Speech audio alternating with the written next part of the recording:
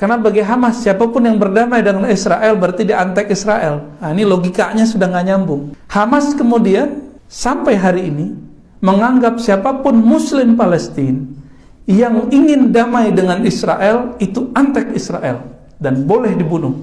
Ya Allah,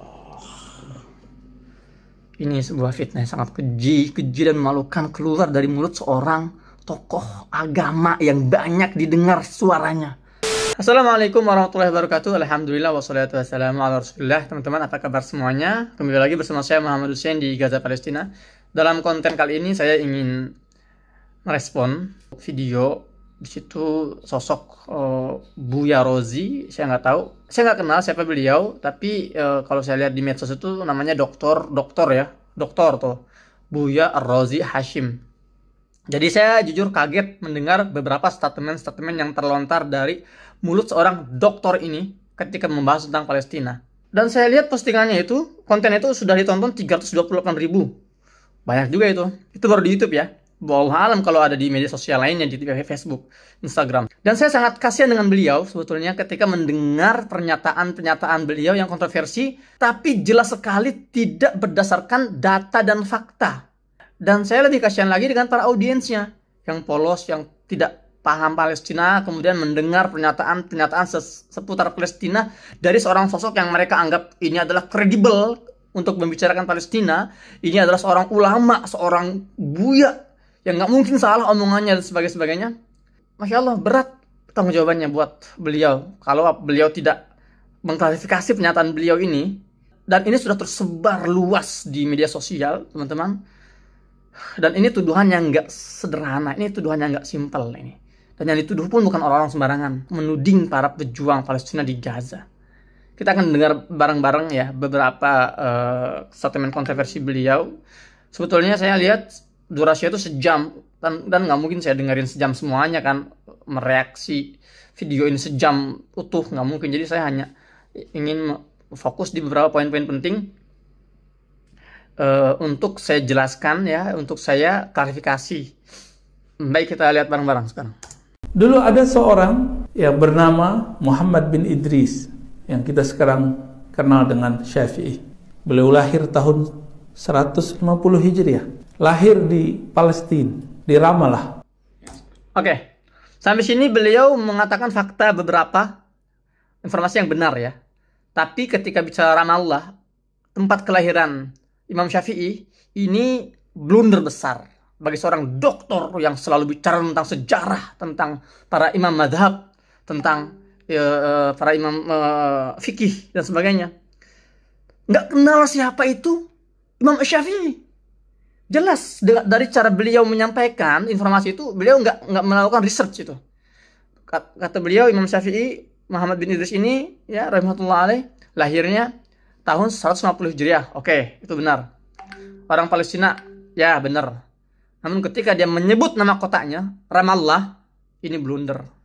Paling enggak ya kalau enggak baca biografi Imam Syafi'i yang lengkap, paling enggak di Google dulu sih, di Wikipedia sih.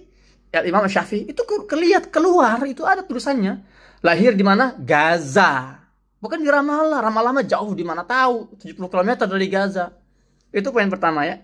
Dari poin pertama ini, dari informasi pertama ini kita sudah bisa sedikit menyimpulkan memang beliau ini ngomong itu nggak berdasarkan data dan fakta yang harus diriset lebih dahulu, nggak sekedar asbun asal bunyi. Jadi sekali lagi, Imam Syafi'i lahir di Gaza, dan saya pernah bikin vlog ke rumah Imam Syafi'i. Saya pernah main ke rumah Imam Syafi'i yang masih ada di Gaza dan masih dipelihara, masih dirawat sekarang. Di situ ada makam saudari-saudarinya, ada makam, kalau nggak salah ibunya di makam di situ ibunya. Meskipun Imam Syafi'i ini lahir di Gaza tapi besarnya di Mekah ya, kemudian kalau tidak salah meninggalnya di Mesir, kuburannya di Mesir, Allah alam ya. Tapi yang pasti Imam Syafi'i ini orang Gaza, lahir di Gaza. Itu poin pertama, teman-teman. Ini mohon maaf Bapak Ibu, jangan terlalu semangat masalah Palestina. Ibu-ibu jangan terlalu semangat, Bapak Ibu jangan terlalu semangat masalah Palestina. Ini harus dikomentari. Orang kalau bicara terlalu semangat, otomatis ada dua jalur.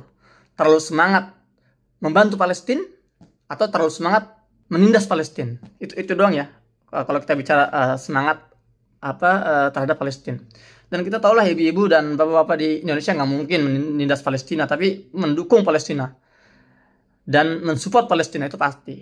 Nah, perintah beliau ketika mengatakan jangan terlalu semangat, ini bahaya. Kenapa? Karena kalau kita membiarkan semangat ini hanya dimiliki oleh musuh-musuh kita, oleh orang-orang yang penjajah, agresor Israel, sementara kita yang nggak semangat mendukung Palestina, menghilangkan penjajahan di muka bumi, lantas bagaimana kita bisa face to face dengan mereka? Saya ingatkan lagi bahwa Zionis Israel itu semangatnya luar biasa, lebih dari terlalu semangat. Mereka tuh all out dalam melakukan agenda mereka di Palestina, menjarah, mengusir, membunuh, membakar, menangkapi, membantai dengan berbagai sumber daya finansialnya, dengan kekuatan medianya, kekuatan lobby-lobbynya. Mereka itu setiap hari berusaha untuk agar mereka itu bisa menguasai Palestina secara utuh dan mendirikan negara Israel secara utuh. Mereka semangat. Lah, kenapa kita nggak boleh terlalu semangat? Kenapa kita nggak boleh optimal, totalitas dalam perjuangan Palestina? Karena para sahabat ketika mau membebaskan Baitul Maqdis dari penjajahan Romawi, itu semangat, itu terlalu semangat. Semangat mereka itu. Kemudian Salahuddin Ayyubi ketika mau membebaskan Baitul Maqdis itu semangatnya luar biasa tinggi sekali. Kenapa kita sekarang dibilang jangan terlalu semangat? Ya, lanjut. Jangan kebablasan. Ini ada cerita yang kita banyak nggak tahu. Kejadiannya di Masjidil Aqsa, tapi kemudian yang berperang Hamas dengan Israel. Ini dua hal yang berbeda.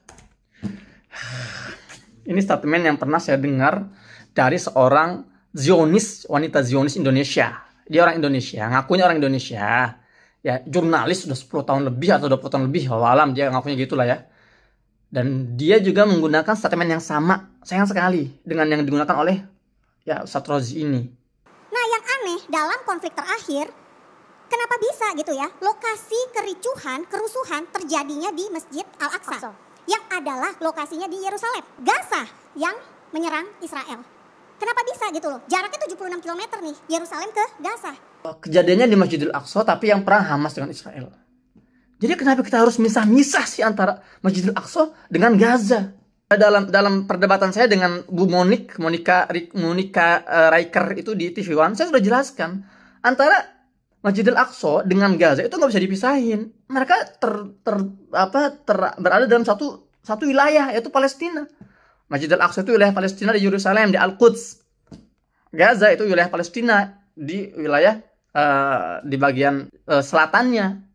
Dan ketika ada penodaan, pelecehan di Baitul Maqdis, di Masjidil Aqsa, dan warga Baitul Maqdis, warga Palestina di sana itu nggak bisa berbuat apa-apa selain mereka hanya bertakbir, mereka melawan dengan bebatuan, mereka melawan dengan kembang api misalnya kan. Mereka nggak bisa juga mengharapkan bantuan dari luar, nggak ada yang datang militer yang masuk ke sana, nggak ada pasukan perdamaian dunia yang lindungi mereka, menjaga mereka. Mereka hanya bisa pasrah, mereka hanya bisa sholat, berkumpul di Masjidil Aqsa untuk meredam berbagai aksi penodaan Israel terhadap Masjidil Aqsa. Dan mereka mengandalkan para pejuang-pejuang Palestina di Gaza untuk membalas serangan-serangan itu. Wajar. Dan jangankan orang Gaza yang satu Palestina, kita orang Indonesia yang ngelihat Masjidil Aqsa diinjak-injak, dinodai, dilecehkan, jamaah sholatnya diusir, kita marah. Tapi kita terbatas, kita nggak bisa berbuat apa-apa. Sementara pejuang Gaza, mereka punya kemampuan, mereka bisa melemparkan roket-roket. Jadi wajar kalau mereka marah, dan mereka itu sebelum melemparkan roket itu, mereka ultimatum dulu, selalu itu. Mereka mengultimatum, wahai pihak Zionis, kalau kalian berani macam-macam dengan Masjidil Aqsa, kami akan ikut campur, kami akan turun tangan, kami akan kirim roket-roket kami ke wilayah kalian, wilayah jajahan kalian. Ya, jadi jangan dipisah-pisah dong. Logikanya juga, kalau kita terapin di Indonesia nih, ya Belanda datang lagi di tahun ini, kemudian menjajah Pulau Jawa misalnya kan, orang Sumatera diam gitu, nontonin aja. Oh itu bukan urusan kita, nggak bisa gitu dong. Astagfirullah, saya masih puasa ini, bikin emosi aja. Hamas, tahu nggak Hamas siapa? Nggak tahu kan? Kita taunya Palestina. Ini kabar agak pahit saya kasih tahu, ya. Karena kita kadang-kadang donasi, kita nggak tahu donasi ke siapa. Saya suka Bapak Ibu hobi donasi, tapi pastikan donasinya ke siapa. Karena saya pernah masuk ke Israel. Ya, itu juga sebuah pengakuan bahwa beliau mengakui ada yang namanya negara Israel. Ya. Padahal kalau kita lihat sebagian orang-orang Barat yang bukan Muslim, ketika mereka datang ke Israel itu mereka nggak nyebut Israel, mereka nyebutnya Palestina. Saya mau datang ke Palestina. Tapi beliau dengan bangganya mengatakan saya pernah datang ke Israel. Itu Palestina, Ustaz, itu Palestina yang dijajah oleh Israel. Itu kita masuk 7 kali diperiksa, nggak bisa bawa barang-barang. Maka pastikan kalau kita donasi ke lembaga yang diakui oleh pemerintah dan lewat jalur pemerintah, hanya itu satu-satunya jalur. Jadi tolong pastikan ketika donasinya ke lembaga yang lewat jalur pemerintah, hanya itu. Kalau nggak bisa masuk. Jadi kalau dia bilang nggak ada donasi yang bisa masuk kecuali melalui pemerintah, ini fitnah yang sangat luar biasa. Ini bahaya teman-teman. Jadi dia itu seolah mengatakan bahwa semua lembaga-lembaga kemanusiaan Indonesia yang kirim bantuan ke Palestina itu dusta, bohong, nggak nyampe. Itu nggak ada itu. Jadi yang saya lakukan ini itu uang pribadi saya nih. Saya bagi-bagi ribuan paket sembako misalnya, kemudian ribuan iftar menu buka puasa, saya kirim bantuan medis ke pihak pemerintah. Itu berarti pakai duit saya itu duit orang Indonesia dan bisa masuk. Jadi Buya Rozi ini, Ustaz Rozi ini mungkin Allah berapa kali ya, dia masuk sekali mungkin ke wilayah Palestina di wilayah tepi barat, kemudian menyimpulkan semuanya. Ya iya, kalau ente lewatnya checkpoint Israel nggak bisa bawa duit sebanyak itu ke Palestina. Makanya sini ke Gaza dong, sini main ke Gaza. Jangan asal ngerocos itu mulutnya, gitu loh. Karena bagi Hamas, siapapun yang berdamai dengan Israel berarti dia antek Israel. Nah, ini logikanya sudah nggak nyambung. Hamas kemudian sampai hari ini menganggap siapapun Muslim Palestina yang ingin damai dengan Israel itu antek Israel dan boleh dibunuh. Ya Allah, ini sebuah fitnah yang sangat keji dan memalukan keluar dari mulut seorang tokoh agama yang banyak didengar suaranya. Mana ada Hamas membolehkan membunuh sesama Muslim hanya karena berbeda pandangan politik. Ya, ini keterlaluan. Saya sudah buat konten sebelumnya tentang Hamas dan Fatah. Saya hidup di Gaza ini nggak sehari 2 hari. 12 tahun saya di Gaza. Teman-teman saya itu ada anak-anak muda yang simpatisan terhadap Hamas, simpatisan Hamas gitu ya. Teman-teman saya juga ada simpatisan Fatah. Teman-teman saya ada simpatisan Jabhah Sya'biyah, Jihad Islami. Dan kita semua nggak ada itu kata-kata yang mengatakan Hamas memperbolehkan membunuh Muslim yang beda dengan dia, artinya yang mau berdamai dengan Israel disebut antek Israel dan boleh dibunuh. Antum perhatikan Ustaz, antum itu yang antum tuduh siapa itu? Itu bukan orang sembarangan. Mereka yang mengorbankan darah dan nyawanya untuk mempertahankan negeri Palestina, negeri para nabi. Mereka yang mempertahankan, mereka yang mengorbankan dengan darah dan nyawanya. Masjidil Aqsa itu dipertahankan oleh siapa? Oleh para pejuang Palestina di Gaza. Entah itu Hamas, entah itu Fatah, entah itu Jihad Islami. Dan kita kalau ngomong ini ngeri banget, hati-hati. Sebagai penutup saya ingin sampaikan satu buah hadis dari Abu Umamah. Dia mendengar Rasulullah SAW pernah bersabda, La tazalu ta'ifatun min ummati 'ala ad-din zahirin li'aduwwihim qahirin la yadurruhum man khalafahum illa ma asabahum min la'wa hatta ya'tiyahum amrullah wa hum kadzalik. Qalu ya Rasulullah wa aynahum? Qala bi Baitul Maqdis wa aqna fi Baitul Maqdis. Kata Nabi SAW, akan ada satu golongan kecil, ta'ifah dari umatku yang senantiasa berjuang tampil dalam kebenaran dan selalu menggetarkan, berhasil memukul mundur musuh-musuhnya. Dan mereka akan dilecehkan, akan direndahkan, akan difitnah.